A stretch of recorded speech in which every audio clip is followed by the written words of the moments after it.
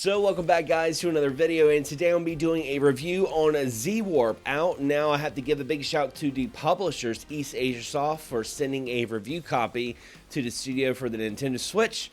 So without further ado, let's get into it. When it comes to the story, a time ship went missing and you have to recover the black box. That's it. But I mean, who plays shooters for the story, am I right?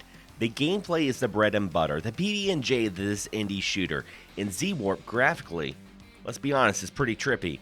And while I don't experience anything like seizures, this is the first game in a long time that I've played that I really wanted to put a disclaimer on flashing lights. And to be honest, the graphic style can be kind of distracting. But Tanda Indie Studios definitely did their homework when it comes to the shooter genre. The game mixes a cocktail of games like Truxton and the gory kind of imagery of games like Life Force and Salamander, going through and battling bosses of brains and hearts and what have you.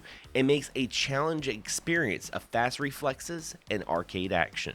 While you'll gain power-ups like health and ways to make your blaster more powerful, the bomb mechanics are really interesting because every enemy you kill, you acquire a green skull that fills up your bomb limit. That's right, you don't start off the stage with say like 3 or 4 bombs, you actually start off with a bomb meter, and the more enemies you kill, the more your meter will go up and you can start using bombs again. And this becomes a really handy mechanic in situations that you need to clear out in tight spaces or clear the bullet hell boundaries from the bosses.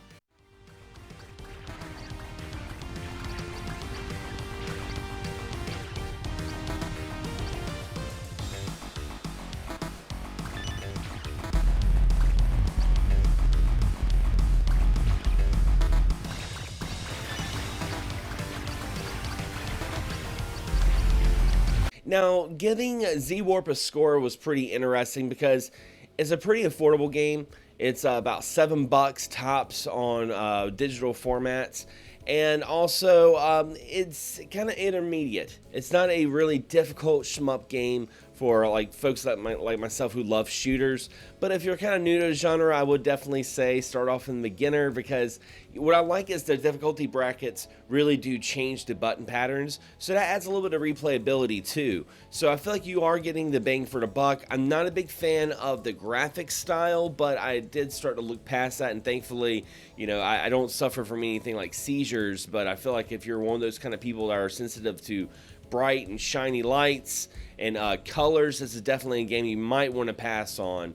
But overall, to give Z-Warp a score, I would definitely give it an 8 out of 10. I do recommend this game. I had a lot of fun playing it. I would say if you're like me and you play a lot of shooters, you can beat this game in about 2 hours. But for the most part, it was pretty enjoyable. But anyway, guys, is this a game you want to play? Leave a comment below. I'd love to hear some of your opinions. And if you've been playing Z-Warp, what do you think about it? And hey, if you like this video, don't forget to subscribe, but also hit the bell so you're notified on all future videos that come out on this channel.